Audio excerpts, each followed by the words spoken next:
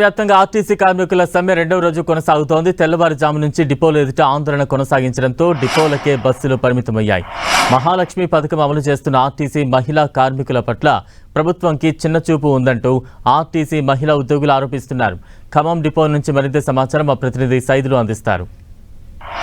RTC కార్మికుల సమ్మె రెండో రోజు కొనసాగుతుంది. తెల్లవారుజాము నుంచి కూడా పెద్ద ఎత్తున డిపోల ఎదుట కార్మికులు ఆందోళన కొనసాగిస్తున్న పరిస్థితి, మొత్తం డిపోలకే పరిమితమైన పరిస్థితి కనిపిస్తుంది. బస్సులు మొత్తంగా ప్రైవేటు వ్యక్తులతో డ్రైవింగ్ చేయించడానికి ప్రయత్నం చేస్తున్న పరిస్థితి కనిపిస్తుంది. ఓవరాల్గా బస్సులు డిపోల నుంచి కదిలిది లేదంటూ కూడా నినాదాలు చేస్తున్నారు. తమ న్యాయమైన డిమాండ్లు పరిష్కారం అయ్యేంత వరకు తమ పోరాటం కొనసాగుతుందని కూడా స్పష్టం చేస్తున్న పరిస్థితి. మనతో మాట్లాడడానికి కార్మికులు ఉన్నారు. అమ్మ చెప్పండి, ప్రధానంగా ఈ సమ్మె రెండో రోజు కొనసాగుతుంది. అటు ప్రభుత్వం చర్చలకు రమ్మని కూడా నిన్న చర్చలు కొనసాగించింది.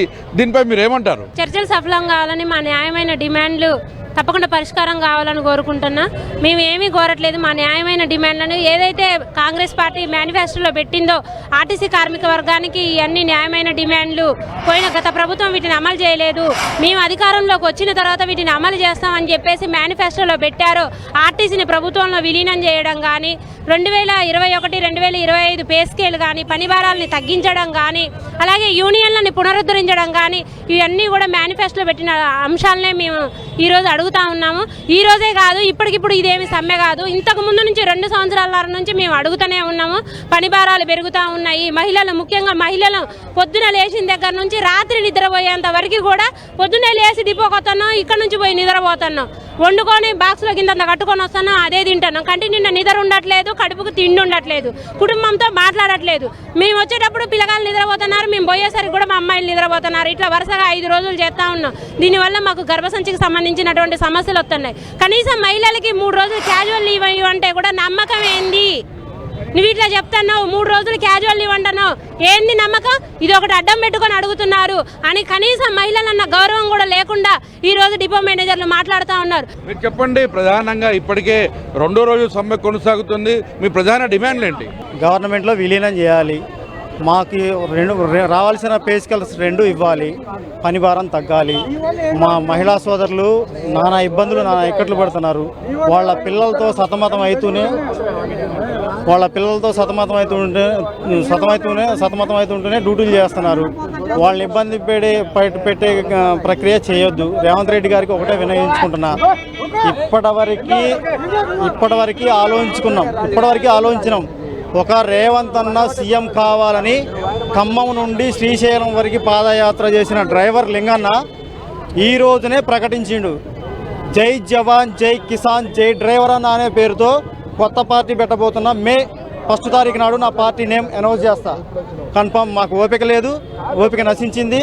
దయచేసి ఇప్పటికైనా మీరు అర్థం చేసుకుంటే మంచిదని చెప్పి రేవంత్ రెడ్డి గారికి విన్నవించుకోవడం జరుగుతుంది. ప్రభుత్వాన్ని ఏదైతే ఆర్టీసీలో పనిచేసే ఈడీలు ఉన్నారో ప్రభుత్వాన్ని పక్కదారి పట్టిస్తున్నారు. ముఖ్య కారణం ఏంటంటే ప్రభుత్వంలో విలీనం చేస్తే అధికారుల జీతాలు తక్కువ వస్తాయి, వర్కర్ల జీతాలు పెరుగుతాయి. అయినా మేము విలీనం చేస్తే మా హక్కులన్నీ కాలరాసి పోతున్నా కూడా మాకు మంచి జీతాలు కావాలి, ఉద్యోగ భద్రత కావాలని మేము పోరాటం చేస్తున్నాం. ఈ అధికారులు ఎవరైతే ఉన్నారో వాళ్ళే దీన్ని తప్పుదోవ పట్టిస్తున్నటువంటి పరిస్థితి. దయచేసి నేను అధికారులకి, ప్రభుత్వానికి విన్నవించేది ఏంటంటే తక్షణమే కడుపుగాలి. మేము చివరి దశలో సమ్మెలోకి వచ్చాము కాబట్టి ఆ సమ్మెను మీరు విచ్ఛిన్నం చేయకుండా సమస్య పరిష్కారం వైపుగా మీరు ఆ వైపుగా తీసుకొచ్చి సమస్యను పరిష్కారం ముగిస్తూ మాకు కూడా అన్ని హక్కులు కల్పించాలని ఖమ్మం డిపో నుంచి కోరుతున్నాం.